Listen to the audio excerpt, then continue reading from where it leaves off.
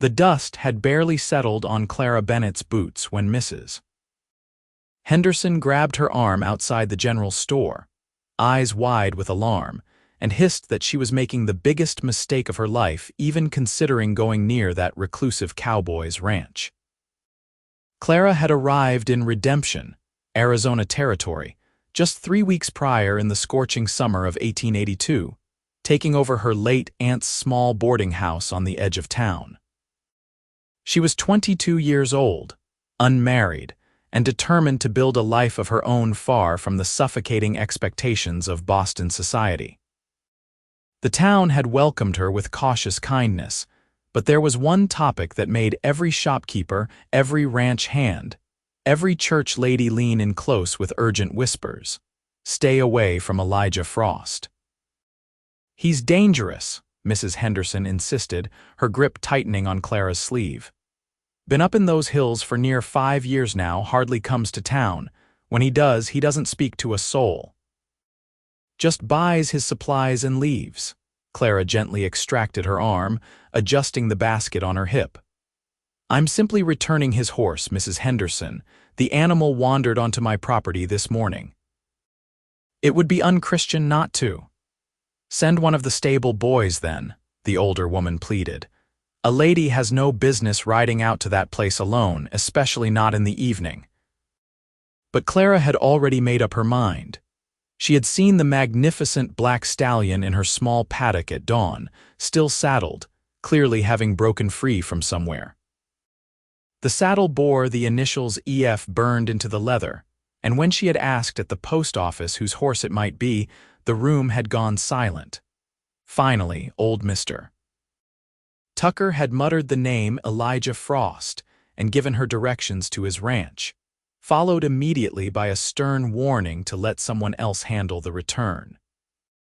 The more people warned her, the more curious Clara became. What had this man done to earn such universal wariness? She had asked directly, but the answers were always vague. He kept to himself. He had a dark past. He was not right in the head after the war. His family had died under mysterious circumstances. The stories contradicted each other, and Clara suspected that most of the town's fear was built on speculation rather than fact. As the afternoon sun began its descent toward the jagged mountain peaks, Clara changed into her riding clothes, a practical split skirt and sturdy blouse. She plaited her dark blonde hair into a single braid and secured her hat. Leading the black stallion from her paddock, she marveled at the animal's beauty. This was a horse that had been cared for with obvious devotion, its coat gleaming, its tack well-maintained despite the dust of the trail. The ride to the Frost Ranch took nearly an hour, following a winding path that climbed into the foothills. The landscape was breathtaking, all red rock and scrub brush, with the occasional cottonwood marking a hidden water source. As Clara rode higher, the air grew slightly cooler, a relief after the blistering heat of the lower valley. She found the ranch as the sun painted the sky in shades of orange and purple. It was larger than she had expected, a well-built house of adobe and wood, with a sturdy barn and several outbuildings. Fences in good repair enclosed pastures where a small herd of cattle grazed. This was not the lair of a madman. This was a working ranch, well-maintained and prosperous by the looks of it. Clara dismounted at the hitching post near the house, tying her own horse and holding the stallion's reins. Her heart hammered in her chest as she approached the heavy wooden door. Evening shadows stretched long across the porch, and somewhere in the distance, a hawk cried. She knocked firmly, 3 sharp raps that echoed in the stillness. For a long moment, nothing happened. Then she heard footsteps, slow and deliberate. The door opened, and Clara found herself looking up at the most striking man she had ever seen. Elijah Frost was tall, well over 6 feet, with broad shoulders and the lean, muscular build of someone who worked his land with his own hands. His hair was dark, nearly black, and fell almost to his shoulders. But it was his eyes that caught her breath, pale gray like storm clouds, set in a face that was weathered and hard but not cruel. He looked to be in his late 20s, perhaps 30 at most. A scar ran from his left temple down to his jaw, stark white against his tanned skin. He stared at her in complete silence, his expression unreadable. Clara lifted her chin, refusing to be intimidated. "Mr. Frost, I'm Clara Bennett. Your horse came to my property this morning." "I've brought him back." Elijah's gaze flicked past her to the stallion, and something shifted in his features. Relief, perhaps, or concern. He stepped out onto the porch, moving past her without a word. Clara turned, watching as he approached the horse, running his hands over the animal's legs and flanks, checking for injuries with obvious expertise. "Is he all right?" Clara asked. "He seemed sound when I found him, but I'm no expert." "He's fine," Elijah said, and his voice was a low rumble, rough as if from disuse. "Gate must have come loose in the wind last night." He untied the stallion and began leading him toward the barn. Clara stood on the porch, uncertain. Was she dismissed? Should she simply leave? But as Elijah reached the barn door, he paused and looked back at her. "You rode all the way up here alone?" "Yes. In the evening?" It seemed important to return him as soon as possible. "I thought you might be worried." Something flickered across his face, too quick for her to identify. He was silent for another long moment, then said, "It will be full dark before you get back to town. That trail is dangerous at night. There are places where a horse could step wrong." "I'll be careful." "Careful won't help if your mount breaks a leg in a prairie dog hole you can't see," Clara frowned. "What do you suggest, Mr. Frost?" He seemed to struggle with something internal, his jaw tightening. Finally, he said, "You can stay. There's a spare room. I'll take you back at first light." The offer shocked her.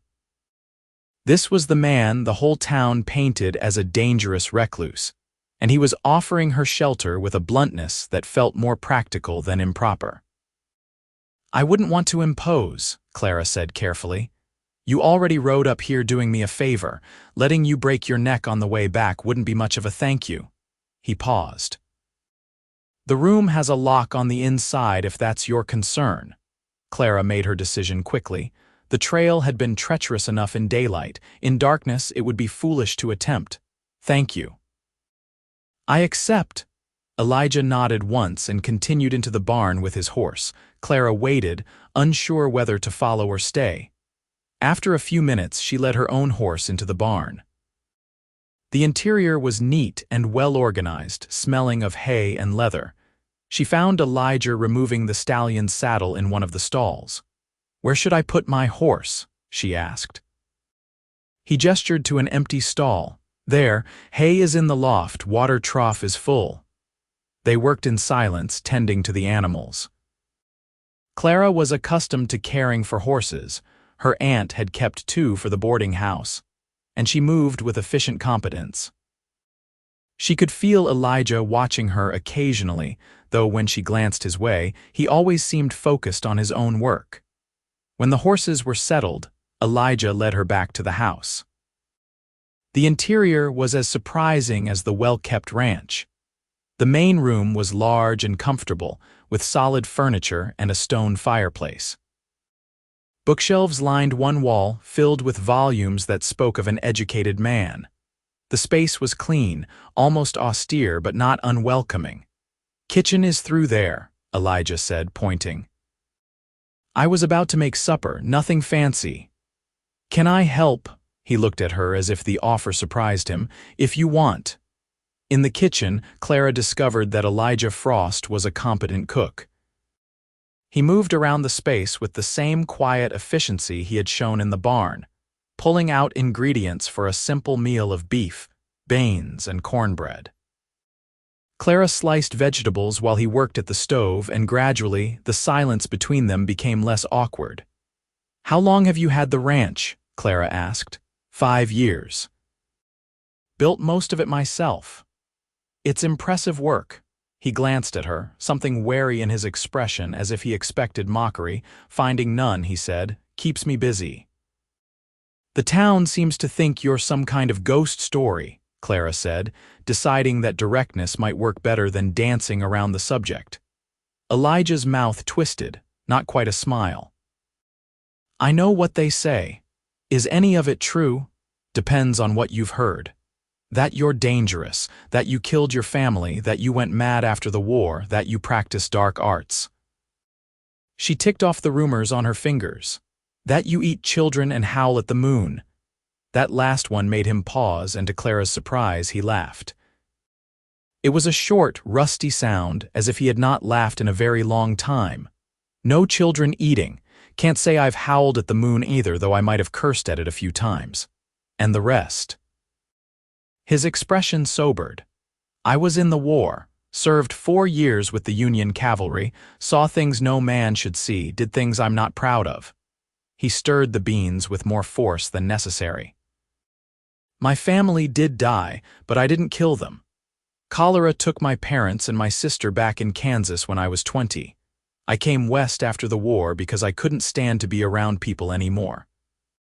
Too much noise, too many memories. Up here it's quiet." The honesty in his voice touched something deep in Clara's chest. "I'm sorry for your losses." Elijah shrugged, but she could see the tension in his shoulders. "Long time ago now." "Grief doesn't care about time," Clara said softly. "I lost my parents 3 years ago. My mother to fever, my father to a bad heart 6 months later. Some days it feels like yesterday." He looked at her then, really looked at her, and Clara saw recognition in those pale eyes. He understood. Perhaps that was why he had let her stay. He recognized a fellow survivor of loss. They ate at the sturdy wooden table, and gradually the conversation grew easier. Clara told him about Boston, about the stifling society that had expected her to marry well and fade into the background of some man's life. She told him about her aunt's letter, offering her the boarding house and a chance at independence, and how she had jumped at the opportunity despite her entire family's protests. Elijah listened with an intensity that was almost unnerving. He was not simply being polite, he actually cared about what she was saying. When it was his turn, he spoke haltingly at first, then with growing ease. He told her about learning ranching from his father in Kansas, about the war years that he glossed over quickly, and about finding this land and falling in love with its harsh beauty. "People think I don't come to town because I'm hiding something," he said, pushing his empty plate away. "Truth is, I just don't see the point. They've made up their minds about me. Trying to change that seems like wasted effort. So you let them think the worst. I let them think what they want. I'm not responsible for their imaginations." Clara considered this. "Doesn't it get lonely?" The question hung in the air between them. Elijah stood abruptly, gathering the dishes. "I'll show you to your room." Clara followed him down a short hallway to a small bedroom that was simply furnished but comfortable. A bed with a colorful quilt, a washstand, a chair by the window. "There's water in the pitcher," Elijah said from the doorway. "Lock works," he demonstrated, showing her the simple bolt on the inside of the door. "Thank you, Mr. Frost." "Elijah," he said. "If you're sleeping in my house, you can use my name." "Clara," she replied with a small smile. He nodded and turned to leave, then paused. "It does get lonely, sometimes. But it's better than the alternative." Before Clara could ask what alternative he meant, he was gone, his boots echoing down the hallway. Clara lay awake for a long time that night, listening to the unfamiliar sounds of the ranch. An owl hooted somewhere close by. The horses moved in the barn. And once, she heard Elijah's footsteps in the main room, pacing, unable to sleep. She thought about the man the town had warned her about and the man she had met tonight. They were not the same person at all. Elijah Frost was damaged, certainly, and he carried the weight of his past like a physical burden, but he was not dangerous. He was not mad. He was simply a man who had been hurt by the world and had chosen to step away from it. Clara understood that impulse more than she wanted to admit. Morning came with brilliant sunshine streaming through the window. Clara washed and dressed quickly, braiding her hair with efficient fingers. She found Elijah already in the kitchen, frying eggs and bacon. "Coffee," he offered, gesturing to the pot on the stove. "Please." They ate breakfast with the easy silence of the night before, as if they had known each other much longer than a handful of hours. When the meal was finished, Elijah saddled both horses while Clara tidied the kitchen. The ride back to town was beautiful in the morning light. Elijah set an easy pace, pointing out landmarks along the way. A spring where the water ran cold even in summer. A lightning-struck tree that served as a useful marker. The ruins of an old line shack from before the territory was properly settled. As Redemption came into view below them, Clara felt an unexpected reluctance. The evening and morning at the Frost Ranch had been surprisingly pleasant. More than pleasant, she had felt comfortable there in a way she rarely did in town, where everyone watched and whispered and judged. Elijah must have sensed her hesitation because he slowed his horse. "Something wrong? Just thinking about all the questions I'll face when we ride in together." His jaw tightened. "I can leave you at the edge of town if you'd rather." "No," Clara said firmly. "I'm not ashamed of accepting hospitality from a decent man. Let them talk." Something shifted in Elijah's expression, a warmth that transformed his hard features. "You're not what I expected, Clara Bennett. What did you expect? Someone who would run screaming when I opened the door," Clara laughed. "I don't scare that easily." They rode down the main street of Redemption together, and Clara was intensely aware of the stares, the conversations that stopped mid-sentence, the curtains that twitched in windows. She kept her head high and her expression serene, refusing to give the gossips the satisfaction of seeing her discomfort. Elijah left her at the boarding house, tipping his hat in a gesture that was almost courtly. "Thank you again for bringing Shadow home." "Shadow?" "My horse, named him after the way he moves." "It suits him."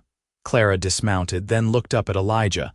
"If you ever want company for supper, my door is open. I'm not much of a cook yet, but I'm learning." The invitation clearly surprised him. For a moment she thought he would refuse, then he nodded slowly. "I might take you up on that." He rode away without another word, leaving Clara to face the inevitable barrage of questions and concerns. Mrs. Henderson arrived within the hour, accompanied by 3 other ladies from the church. They descended on Clara's parlor like a flock of worried hens, demanding to know what had happened, whether she was all right, had that terrible man done anything improper. Clara served them tea and deflected their questions with practiced grace. Yes, she had stayed the night. No, Mr. Frost had been nothing but a gentleman. Yes, she was perfectly safe. No, she did not believe the rumors about him were true. Yes, she was quite certain. The ladies left unsatisfied but unable to find any crack in Clara's story. She had been chaperoned by circumstance and necessity, and she refused to be dramatic about it. The real surprise came 3 days later, when Clara returned from shopping to find a cord of firewood stacked neatly beside her back door. No note, no explanation, but she knew immediately who had left it. Firewood was a precious commodity, and the summer heat would eventually give way to cold desert nights. Clara smiled, running her hand over the neatly split logs. She went inside and began preparing a substantial supper. Then she packed it carefully in a basket, along with a loaf of bread she had successfully baked that morning and a jar of preserves from her aunt's stores. The ride to the Frost Ranch was familiar now, and Clara made good time in the afternoon light. She found Elijah mending a fence in one of the near pastures. He looked up at her approach, surprise evident on his face. "I believe I owe you a meal," Clara called out, "in thanks for the firewood." Elijah set down his tools and walked over, wiping his hands on his pants. "You didn't have to do that. I wanted to." He looked at her for a long moment, then nodded toward the house. "Let's eat before it gets cold then." This became their pattern over the following weeks. Clara would ride out to the ranch once or twice a week, always with some excuse, returning a tool Elijah had left, bringing fresh bread, delivering a book she thought he might enjoy. Elijah would ride into town and leave small gifts at her back door: firewood, vegetables from his garden, a chair he had mended that she had mentioned was broken. They never acknowledged the real reason for these exchanges. They enjoyed each other's company. The conversations during those shared meals ranged widely. They discussed books. Elijah was surprisingly well-read, with a particular love for poetry that he admitted sheepishly. They talked about ranching and Clara's attempts to improve the boarding house. They shared stories from their pasts, the happy memories that hurt to remember and the difficult times that had shaped them. Slowly, carefully, they were building something neither wanted to name. The town noticed, of course. The gossip increased, but it changed in tone. Some people worried that Clara was being taken advantage of by the reclusive cowboy. Others suggested, with knowing looks, that perhaps Clara was not as innocent as she seemed. But a very few, began to wonder if perhaps they had been wrong about Elijah Frost. It was old Mr. Tucker who first extended an olive branch. He stopped Elijah on one of his rare supply runs to town and struck up a conversation about cattle prices. Nothing deep, nothing personal, but it was the first time in years that anyone had spoken to Elijah about something other than the bare necessities of commerce. Elijah mentioned it to Clara that evening as they sat on his porch watching the sunset paint the mountains in shades of gold and crimson. "Tucker talked to me today," he said, his tone carefully neutral. "Actually talked, not just exchanged grunts." "That's good," Clara said. "It's because of you. They see you coming out here, see you're not harmed. Maybe they're thinking they were wrong." "Were they wrong, Elijah?" He turned to look at her, and the intensity in his gray eyes made her heart skip. "About me being dangerous. Yes, about me wanting to be left alone," he paused. "I thought that's what I wanted." "I'm not so sure anymore." Clara's breath caught. They had been dancing around this feeling for weeks now, this growing connection that felt too fragile to examine directly. "What do you want?" she asked softly. Elijah stood abruptly, pacing to the edge of the porch. His hands gripped the railing, knuckles white. "I want things I have no right to want. Things I thought I'd given up after the war." Clara rose and walked to stand beside him. "What if I want those things too?"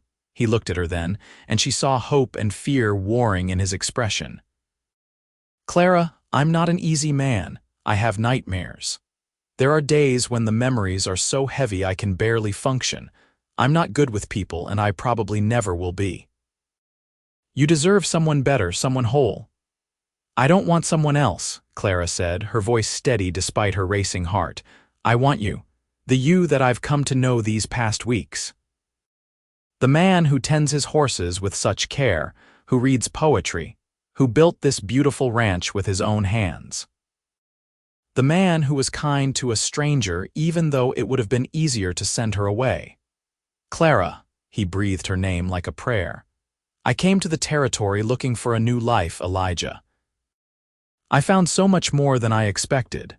He reached out slowly, giving her every chance to pull away, and cupped her face with one calloused hand. "I don't know how to do this. It's been so long since I let anyone close. We'll figure it out together." When he kissed her, it was tentative at first, almost shy. Then Clara leaned into him, her arms wrapping around his neck, and the kiss deepened. It tasted of hope and new beginnings, of two damaged people finding unexpected wholeness in each other. They stood on the porch as the stars began to emerge, holding each other as if afraid the moment might shatter. "Stay," Elijah whispered against her hair. "Not in the spare room, stay with me." "Yes," Clara answered simply. That night marked a turning point. Clara did not return to town the next morning. Instead, she sent a message with a passing ranch hand, asking her neighbor to look after the boarding house for a few days. Then she settled into life at the Frost Ranch as if she had always belonged there. They worked side by side during the days. Clara had grown up around horses and proved herself capable with the ranch work. Elijah taught her the finer points of cattle management, and she taught him how to make decent bread after enduring his rock-hard attempts one too many times. In the evenings, they would sit together on the porch or beside the fire, talking about everything and nothing. Elijah slowly opened up about the war, about the things that haunted him. Clara listened without judgment, offering comfort simply by being present. She told him about the pressure she had felt in Boston, the way her family had tried to mold her into someone she was not, the relief and terror of striking out on her own. 1 week stretched into 2, and Clara knew she needed to return to town. The boarding house required attention, and she had responsibilities there.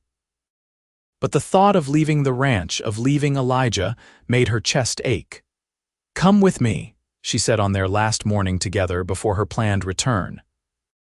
"Stay at the boarding house for a few days. Let people see who you really are." Elijah's immediate reaction was refusal. She could see it in his eyes. But then he looked at her, really looked at her, and his expression softened. "If it matters to you, it does." So Elijah Frost rode into redemption beside Clara Bennett and stayed at her boarding house, scandalizing half the town and intriguing the other half. At first he was stiff and uncomfortable, barely speaking to anyone. But Clara was patient, gently drawing him into conversations, showing him that not everyone was hostile. Mr. Tucker invited them to dinner. To everyone's surprise, Elijah accepted. The evening was awkward at times, but Tucker's wife was a kind woman who asked sensible questions about ranching and did not pry into Elijah's past. By the end of the night, Elijah was almost relaxed. Word spread. The reclusive cowboy was not so terrible after all. A few more invitations followed. The minister's wife asked Clara and Elijah to a church social. The owner of the general store struck up a conversation about supplying beef to the store. Slowly, grudgingly, Redemption began to accept that they had misjudged Elijah Frost. Not everyone was pleased. Mrs. Henderson remained convinced that Clara was making a terrible mistake. A few of the men in town seemed to resent Elijah's presence, though whether that was because of old prejudices or because Clara had chosen the outsider over local options was unclear. But Clara did not care. She had found something rare and precious, and she was not going to let small-minded gossip take it from her. 2 months after that first evening when Clara had knocked on Elijah's door, he came into town on a weekday morning and went directly to the jewelry shop. The proprietor, a skilled craftsman who made his own pieces, showed Elijah a selection of rings. Elijah chose a simple gold band with a small but perfect sapphire. "It reminds me of the sky at twilight," he told the jeweler. "That's when I first really saw her, when she knocked on my door that evening." The proposal happened at the ranch, on the same porch where they had first kissed. Elijah was uncharacteristically nervous, stumbling over his words. "I know I'm not what you probably imagined when you thought about marriage," he began. "I'm rough around the edges, and I'll probably always be more comfortable with horses than people. But Clara, you've given me something I thought I'd lost forever. Hope, a future, the possibility of happiness. I love you more than I have words to express. Will you marry me?" Clara's eyes filled with tears, but she was smiling. "Yes, yes, of course, yes." The ring slipped onto her finger as if it had been made for her, the sapphire catching the dying light. They married 6 weeks later, in the small church in Redemption with half the town in attendance. Even Mrs. Henderson came, though she sniffed loudly throughout the ceremony as if fighting back tears or judgment, perhaps both. Clara wore a simple dress of cream-colored silk, with wildflowers in her hair that Elijah had picked that morning. He wore a new suit that was clearly uncomfortable for him, but he stood straight and proud at the altar, his eyes never leaving his bride. Old Mr. Tucker stood as Elijah's best man, a gesture that meant more to Elijah than he could articulate. One of the boarding house guests, a kind elderly woman who had become Clara's friend, stood up for her. The ceremony was brief but heartfelt. When the minister pronounced them husband and wife, Elijah kissed Clara with a tenderness that made several women in the congregation dab at their eyes. The reception was held at the boarding house, which Clara had decorated with paper lanterns and ribbons. There was music and dancing, food and laughter. Elijah endured the social interaction better than Clara had expected, though she could see the strain in his eyes. After a few hours, she squeezed his hand and suggested they slip away. They rode back to the ranch under a canopy of stars, both eager to begin their married life away from the crowds. The ranch house waited for them, lamplight glowing warm in the windows. Their wedding night was tender and passionate by turns, a continuation of the connection they had been building for months. Afterward, Clara lay in Elijah's arms, her head on his chest, listening to the steady beat of his heart. "Are you happy?" he asked quietly. "Happier than I ever thought possible," Clara answered honestly. I never thought I'd feel this way again," Elijah said. "After the war, I was so numb. I thought that was just how life would be from then on, but you changed everything, Clara. You knocked on my door and let the light back in." She tilted her head to kiss his jaw. "We saved each other, I think." "Yeah," he agreed softly. "I think we did." Life settled into a comfortable rhythm over the following months. Clara divided her time between the ranch and the boarding house, which she continued to run with help from a hired woman. Elijah slowly became more integrated into the town's life, though he would never be gregarious. He joined the Cattlemen's Association and began trading regularly with local merchants. The nightmares that had plagued him for years became less frequent. Clara learned to recognize the signs when he was having a difficult day, and she had an instinct for when he needed solitude and when he needed her presence. For his part, Elijah supported Clara's independence and her business ventures, never trying to restrict her to traditional wifely duties. Their first anniversary found them on the porch again, watching the sunset as they had done so many times before. Clara had news to share, and she was nervous despite herself. "Elijah," she began, taking his hand, "we're going to have a baby." He went completely still for a moment, his face unreadable, then he turned to her and she saw tears in his eyes. "Truly, truly. The doctor confirmed it yesterday when I was in town." Elijah pulled her into his arms, holding her as if she were made of glass. "I never thought I'd have a family again," he said, his voice rough with emotion. "Never thought I deserved one." "You deserve all the happiness in the world," Clara told him fiercely. "And we're going to give this child a beautiful life, full of love and wide-open spaces." The pregnancy progressed smoothly. Clara continued her work at the boarding house through the early months, then gradually reduced her involvement as she grew larger. Elijah was endlessly solicitous, worrying over her constantly until she had to laugh and remind him that women had been having babies since the beginning of time. Their son was born on a clear spring morning in 1884, with the doctor and his wife in attendance. The labor was long and difficult, and there were moments when Elijah paced the main room in an agony of helplessness, hearing Clara's cries from the bedroom. But when the baby's first wail cut through the air, and the doctor emerged with a smile to say mother and child were healthy, Elijah's knees nearly buckled with relief. He entered the bedroom to find Clara exhausted but radiant, holding a tiny bundle wrapped in blankets. She looked up at him with such love that his heart felt too large for his chest. "Meet your son," she said softly. Elijah approached slowly, almost afraid. But when Clara placed the baby in his arms, something fundamental shifted inside him. The tiny boy had a scrunched red face and wisps of dark hair, and his small fist waved in the air as if already ready to take on the world.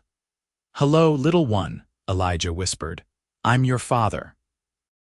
They named him Samuel, after Elijah's father, with the middle name of James for Clara's. Samuel Frost grew quickly, a healthy, happy child who seemed to have inherited his father's quiet nature and his mother's stubborn determination. The ranch prospered. Elijah expanded his herd and hired 2 ranch hands to help with the work. Clara eventually sold the boarding house to the kindly elderly woman who had been helping run it, deciding that her heart was fully at the ranch now. The town of Redemption fully accepted the Frost family. Elijah would never be the most social man in town, but he was respected for his honesty and his work ethic. Children no longer ran from him in the street. Instead, they often waved, especially after Samuel started accompanying his parents to town, riding proudly in front of his father on the big black stallion, Shadow. When Samuel was 3, Clara became pregnant again. This time, the news was greeted with excited confidence rather than nervous hope. Their daughter was born in the fall, a beautiful baby girl with her mother's blonde hair and her father's gray eyes. They named her Grace Elizabeth, and she proved to have a sunny disposition that charmed everyone she met. The years that followed were full and rich. There were hard times, a drought one year that tested them, a winter when illness swept through the territory, but the Frost family faced everything together. The ranch grew into one of the most successful operations in the region. Samuel grew into a serious boy who loved working with his father and the animals. Grace was bright and curious, always asking questions and exploring. Elijah never completely shed all his ghosts. There were still occasional nightmares, still days when the weight of the past pressed down on him. But Clara was always there, a steady presence that anchored him. And the children gave him a reason to keep moving forward, to build something lasting and good. On their 10th anniversary, Elijah and Clara stood on their porch once more, watching their children play in the yard. Samuel was teaching Grace to rope a fence post, both of them laughing when the rope tangled. "Do you ever regret it?" Elijah asked quietly. "Choosing this life, choosing me." Clara turned to look at him, reaching up to touch the scar on his face that she had long since stopped seeing. "Not for a single moment. You were worth every warning, every worried word. You were worth everything, Elijah." He kissed her then, soft and sweet, a kiss that spoke of a decade of love and partnership, of struggles overcome and joys shared. "The whole town warned you about me," he said with a slight smile, that rare expression that Clara treasured every time she saw it. "And I knocked on your door anyway," Clara replied, smiling back. "Best decision I ever made." As the sun set over the Arizona territory, painting the sky in brilliant shades of orange and purple, the Frost family gathered on the porch. Samuel and Grace ran up, breathless and excited to show their parents a lizard they had found. Elijah examined it with serious attention while Clara watched her family with a full heart. She had come west looking for independence and a new start. She had found so much more. She had found home. She had found love. She had found a man who everyone had warned her about, and in knowing him, she had found the other half of her soul. The ranch house glowed warm in the twilight, lamplight spilling from the windows. Inside, there would be supper to prepare and bedtime stories to tell. There would be the comfortable routines of family life, the small moments that built a lifetime of happiness. But for now, they sat together on the porch as dusk deepened into night, watching the first stars emerge. Elijah's arm was around Clara's shoulders, and their children leaned against them, still chattering about their adventures of the day. This was what Clara had ridden up into those hills to find that evening so many years ago, though she had not known it then. Not just a reclusive cowboy who needed his horse returned, but her future. Her family, her forever. The warnings had been wrong, the gossip had been unfounded. Elijah Frost was not dangerous, not mad, not any of the things the town had feared. He was simply a man who had been broken by life and needed someone brave enough to see past the damage to the good man underneath. And Clara Bennett had been that brave. She had knocked on his door despite every warning, and in doing so, she had changed both their lives forever. Years continued to pass in the way they do in well-lived lives, marked by seasons and small milestones. Samuel grew into a fine young man, eventually taking over more of the ranch operations. He inherited his father's gift with horses and his mother's head for business. Grace became a teacher, opening a small school in Redemption where she taught with patience and creativity. Both children grew up hearing the story of how their parents met, how the whole town had warned their mother about the reclusive cowboy, and how she had gone anyway. It became a family legend, told with laughter and love, a testament to the power of trusting your own judgment over popular opinion.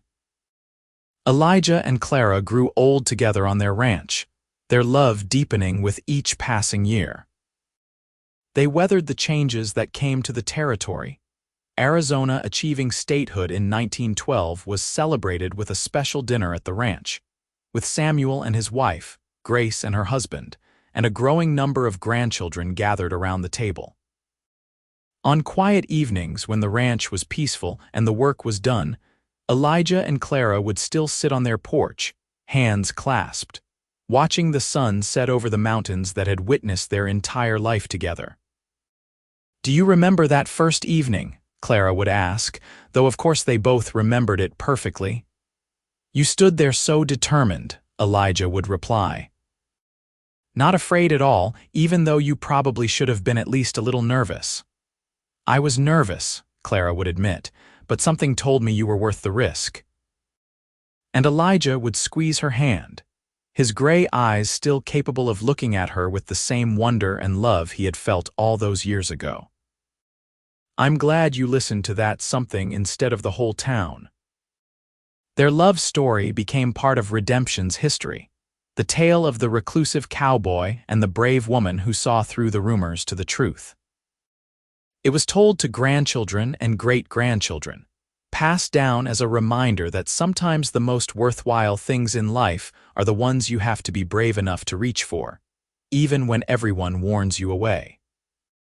In the end, Clara and Elijah proved that love could heal old wounds, that trust could overcome fear, and that sometimes the best adventures begin when you knock on a door you have been told to avoid. They built a life together that was rich in all the ways that mattered, full of love, laughter, hard work, and the deep satisfaction of knowing they had found their perfect match against all odds. The ranch they built together continued to thrive for generations, a testament to what two people could create when they chose to see the best in each other rather than listening to the worst from others. And every time a Frost descendant faced a difficult decision or felt the urge to do something brave despite warnings, they remembered the story of Clara and Elijah, and they found the courage to follow their hearts. That evening when Clara knocked on Elijah's door, she did not just return a lost horse. She found her destiny.